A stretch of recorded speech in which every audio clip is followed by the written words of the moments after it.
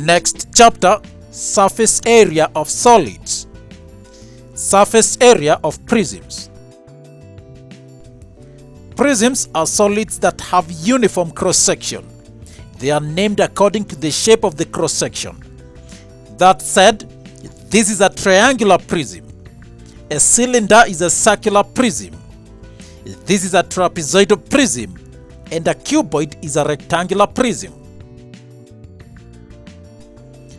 Surface area is the total area of all the faces making up the solid. We start with the cuboid. A cuboid has 6 faces, and so we will work out the area of all the faces and add them up together. We have a rectangle at the front with a length of 4 and a width of 3.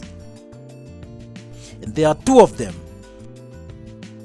Then there is a rectangle on the side, and of course on the solid it looks like a parallelogram. And there are 2 of them. Then the top rectangle and a bottom one, and they measure 2 by 4 centimeters. So now we calculate the area of all these faces and add them up. All are rectangles, and so area is length times width. So this is 3 times 4, that gives us 12, and there are 2 of them, that makes it 24 square centimeters. Then these blue ones, 2 times 3 is equal to 6, 2 of them makes it 12 square centimeters. This is 4 times 2, that is 8 square centimeters, but there are 2 of them, and that makes it 16 square centimeters. And so the total surface area is 24 plus 16 plus 12, and that gives us 52 square centimeters.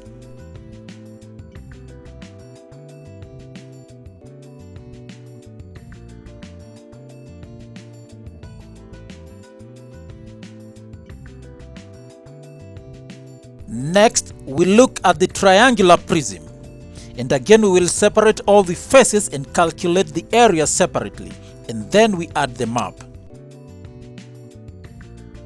It has this triangular cross-section. 2 triangles, they have a height of 10 centimeters and a base of 9 centimeters. We have these 2 rectangles, length 11 centimeters and width 12 centimeters. Lastly, another rectangle with length 11 centimeters and width of 9 centimeters. And now we can start. Area of the triangles, a half base times height. That's a half times 9 times 10, and there are 2 of them. And that gives us 90 square centimeters. These green rectangles, 11 times 12, and there are 2 of them, and that gives us 264 square centimeters. And lastly, this pink rectangle, 9 times 11 gives us 99, and it's only one of it.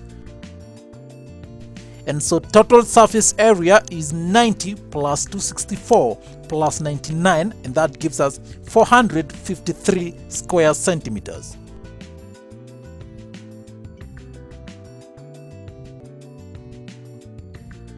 And then we go to the trapezoidal prism and do the same. We separate the faces. Trapezium making the cross-section, 2 of them. 1 base rectangle, a top rectangle, and 2 equal rectangles. This is 8, this is 4, this is 9 and length 8. The base is 13 by 8 centimeters. Trapezium is 13 at the bottom and 9 at the top.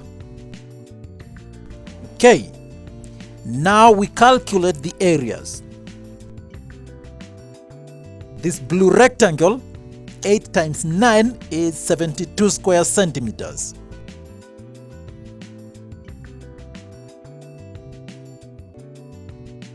This is 4 times 8, and there are 2 of them, gives us 64 square centimeters. The trapezia area is a half a plus b times height. That gives us a half. 9 plus 13 times 10, and there are 2 of them. That gives us 220 square centimeters. Lastly, the yellow rectangle, 13 times 8 gives us 104 square centimeters. Total surface area, 72 plus 64 plus 220 plus 104 gives us 460 square centimeters.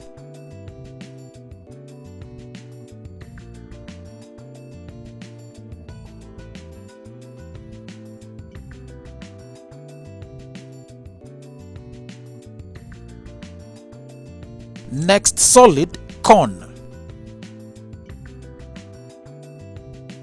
The solid obtained by rotating a right-angled triangle about one of its sides other than the hypotenuse is called a cone or a right circular cone. A cone is a pyramid with a circular base. AB is the perpendicular height edge of the cone. BC is the radius r of the base of the cone, and AC is called the slant height L of the cone. According to Pythagoras' theorem, h squared plus r squared is equal to L squared. The total surface area of a cone is equal to the area of the curved surface plus the area of the circular base. The curved surface area of a cone is obtained from the sector of a circle. We have learnt about the sector of a circle. A cone is formed by bringing 2 radii so that they coincide with each other side by side.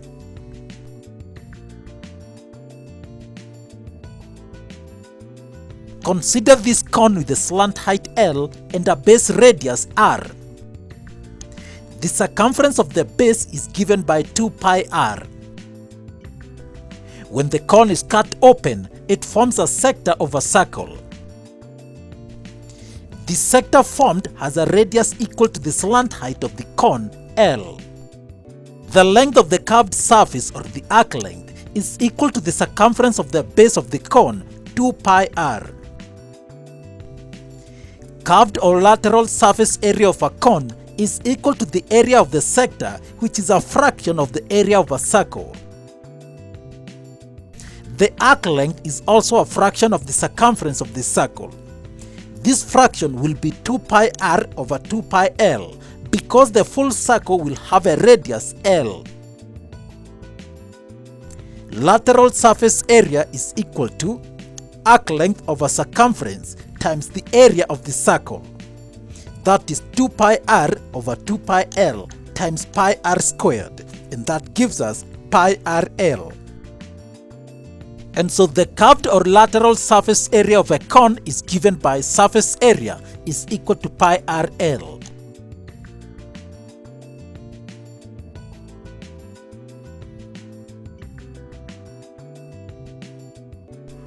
For a closed cone with a base surface, when this cone is cut off, it forms a sector and a circle. Total surface area of the cone is therefore equal to the lateral surface area plus the area of the circle. That is pi rl plus pi r squared. Factorizing pi r, surface area is equal to pi r into L plus r.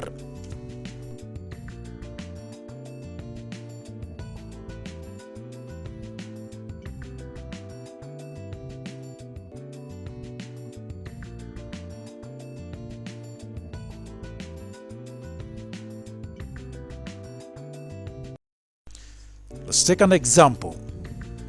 A circular piece of aluminum sheet of radius 2.1 meters is cut into a sector with an angle at the center of 60 degrees. The sector is then folded into a conical container and filled with water.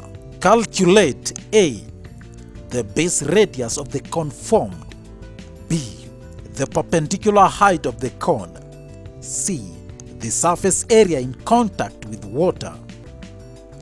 In our solution, so this is the sector we are told about. Radius is 2.1 meters. It is folded into a cone. And now we need to know the radius of the base. For us to be able to know the radius, we need to know the circumference of the base. Look at the folding again. In this sector, the curved length PQ is called the arc length. If you look at the folding, you will notice that the arc length is the circumference of the formed cone, right?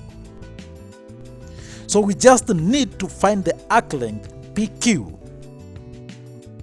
Remember, arc length is given by theta over 360, 2 pi r. 60 over 360 times 2 times pi times 2.1 will give us 2.2 meters.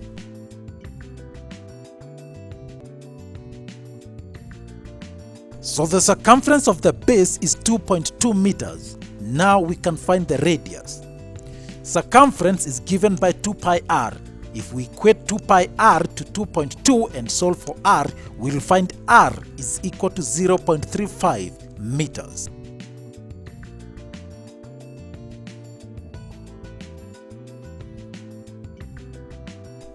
B. The perpendicular height. Look at the folding once again. You realize the radius of the sector becomes the slant height of the cone, L. So we have 2.1 meters here. If we draw these lines here, you will notice that a right-angled triangle is formed, and from Pythagoras' theorem, L squared is equal to h squared plus r squared.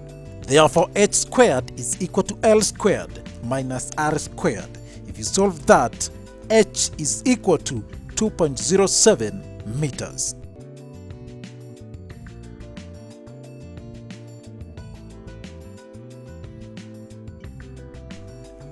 C. The surface area. The surface area in contact with water is the surface area of the curved surface since the cone is open. So that is given by pi rl. If we calculate that, we are using the radius of the cone and not of the sector.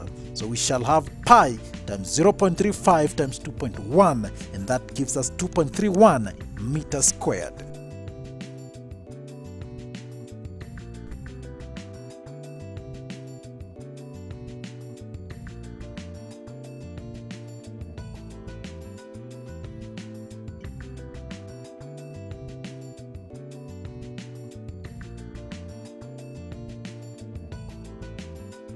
Next, frustums.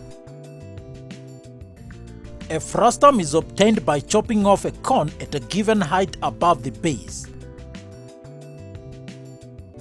This also results in formation of a smaller cone.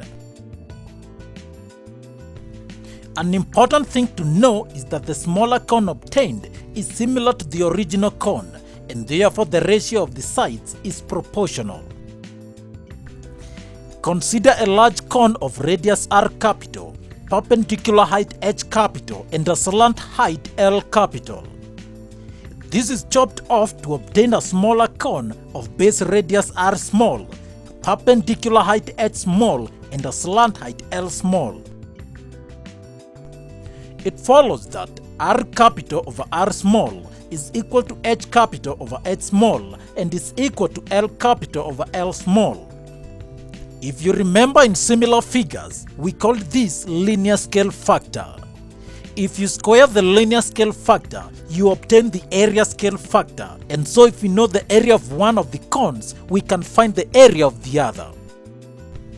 So r capital over r small squared times the area of the small cone is equal to the area of the large cone, or r small over r capital squared times the area of the larger cone will give us the area of the smaller cone.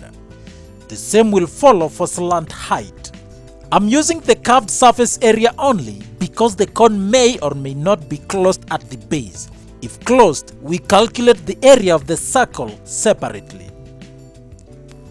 The surface area of the frustum is equal to the area of the curved surface plus pi r squared plus pi r squared if it is closed both at the top and bottom. The curved surface area is equal to the area of the big cone minus the area of the small cone.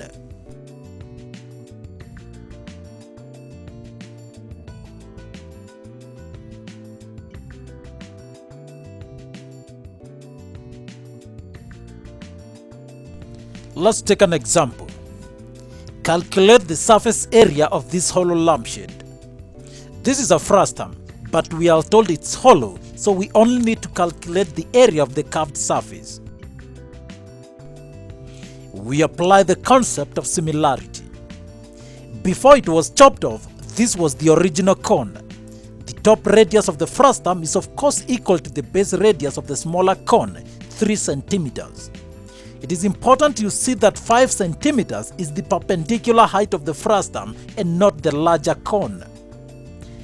Because surface area is equal to pi rl, we need to find L, the slant height. So what we do is first find the height of the larger cone and then use the Pythagoras theorem to find the slant height. Let's have the height of the small cone as h small.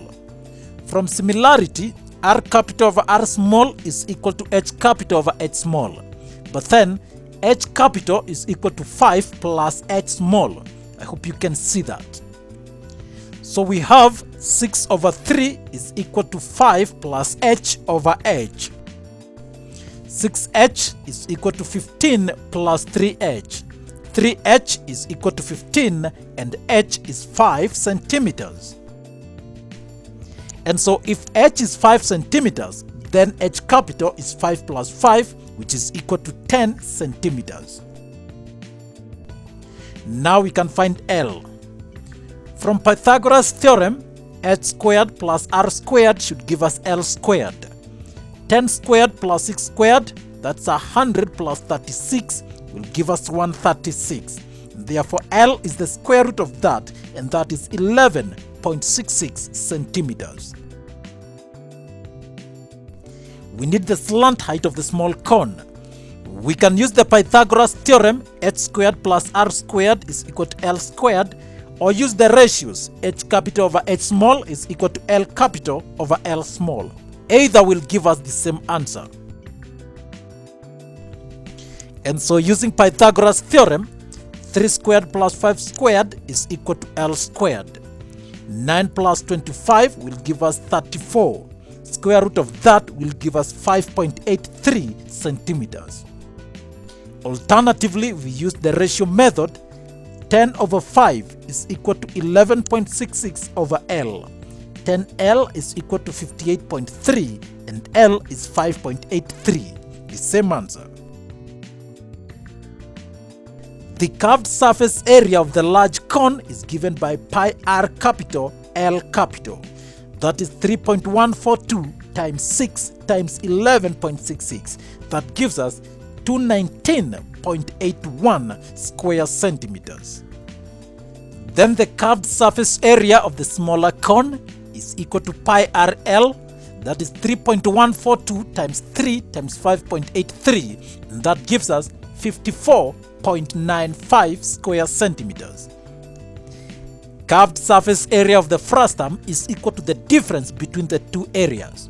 219.81 minus 54.95 will give us 164.86 square centimeters.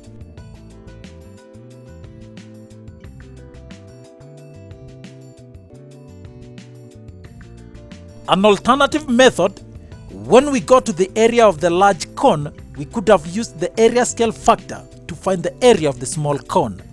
The linear scale factor is L small over L capital because we are going from the large cone to the smaller cone. Area scale factor is equal to 5 over 10 squared. And so 5 over 10 squared times 219.81 should give us the area of the smaller cone. 5 over 10 is 1 over 2. Square of that is 1 over 4. We multiply that by 219.81 and we get 54.95 square centimeters. The same answer we got.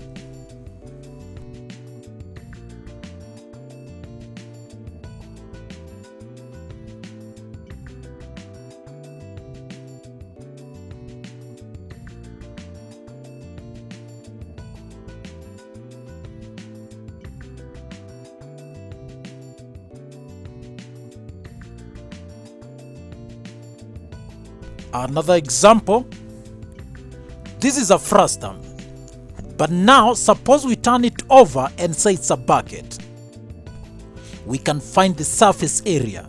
Common sense will tell you that a bucket is open at the top, so we need the surface area of the curved surface and the small circular bottom. If this is 21 centimeters, this is 14 centimeters, and the slant height is 18 centimeters, we can find the surface area. We start with the curved surface area. Now imagine the original cone. This would be the slant height L. We find the entire slant height L capital. From similarity, R small over R capital is equal to L small over L capital. But then L capital is equal to L plus 18. And so 14 over 21 is equal to L over L plus 18. Cross multiplication, 14L plus 252 is equal to 21L. Minus 7L is equal to minus 252. L is 36 centimeters. And so the slant height of the entire cone is equal to 36 plus 18, and that gives us 54 centimeters. The curved surface area of the larger cone is given by pi RL capitals. 22 over 7 times 21 times 54 will give us 3,564 square centimeters. Curved surface area of the smaller cone is pi RL. 22 over 7 times 14 times 36 will give us 1,584 square centimeters. Now the curved surface area of the frustum is the difference between the two. 3,564 minus 1,584 will give us 1,980 square centimeters. But remember, the bucket has a circular base. Area is pi r squared. 22 over 7 times 14 squared will give us 616 square centimeters. And so the total surface area is 1980 plus 616, and that gives us 2,596 square centimeters.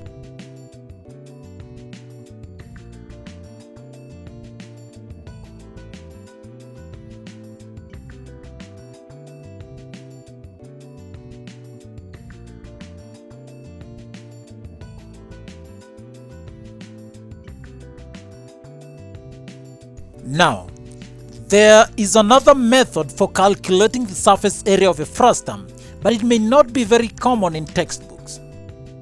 Consider a frustum with base radius r capital, top radius r small, height h, and slant height L.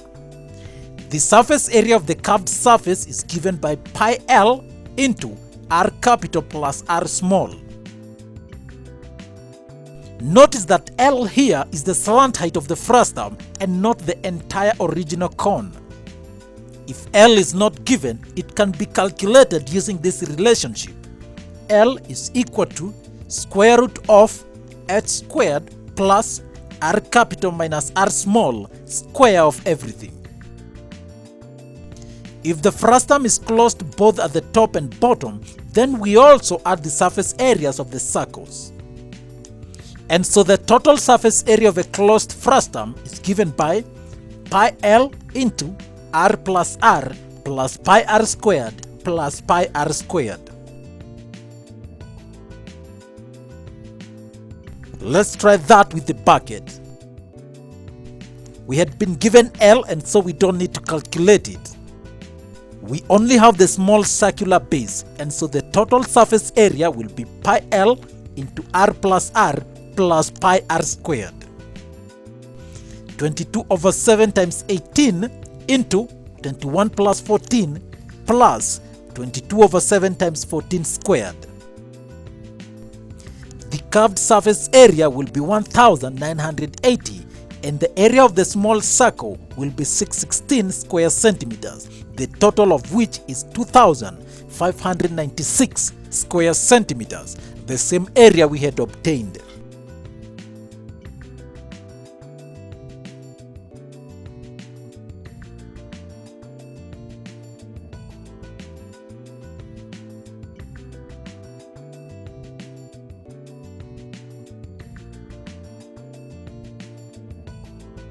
Next, solid pyramid.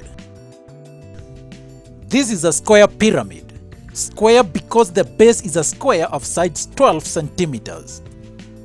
The other surfaces of a pyramid are always isosceles triangles. The distance from the center of the base to the apex is called the perpendicular height. The surface area of the pyramid is calculated by adding the total areas of all the faces. When the pyramid is opened up, this is what we obtain. This is the net of the pyramid, and so we find the areas. Triangles. Area is a half base times height. A half times 12 times 8, and there are 4 of them. That will give us 192. The square, 12 times 12 gives us 144. We add the 2 and we get 336 square centimeters. Now, the base of the pyramid could also be a triangle. So this is a triangular pyramid. The surface area is calculated in the same way.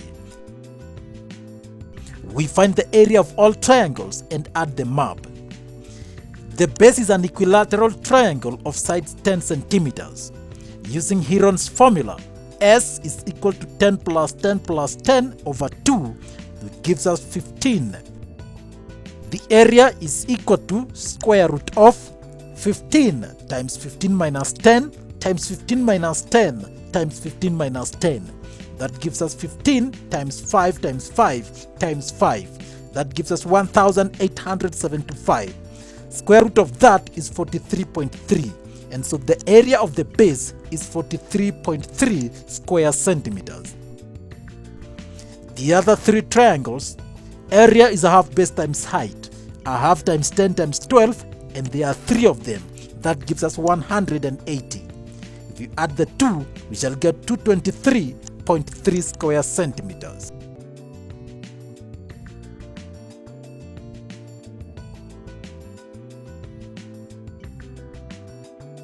Similarly, when a pyramid is chopped off at a given height above the base, we obtain a frustum.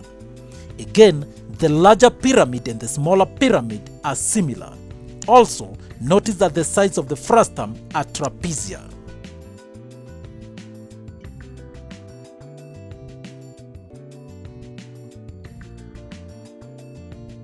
The last solid, sphere. We will perform a procedure that will help us understand the surface area of a sphere. Consider a sphere having a radius r units. We roll a thread around the surface of the sphere without overlapping or spacing between the threads.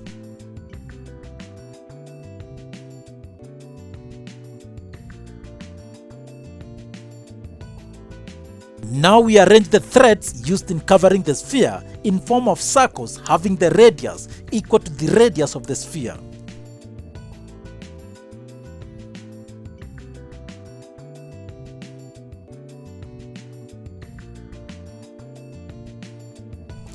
You will notice that the thread used for covering the surface of the sphere is equal to the sum of the areas of 4 circles of the same radius.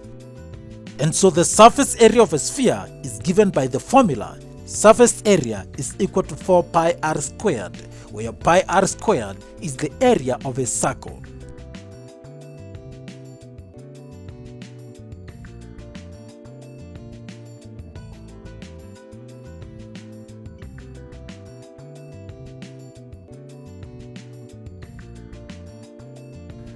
One of the wonderful things about mathematics, I think, is that people are impressed. It's often seen as a very hard subject, and so if you've done math, it's often treated as an entrance requirement, as a credential to do lots of other things.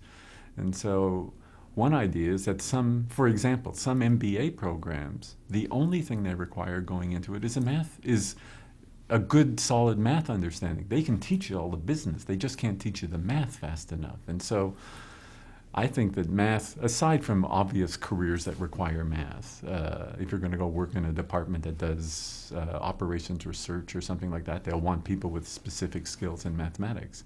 But math is often seen as as a filter or as a screen for many, many other disciplines. And so if you, I guess what I'm trying to say is you can think broad because math actually is a solid preparation. It's a good credential to go into lots of different fields that people often don't consider at the beginning.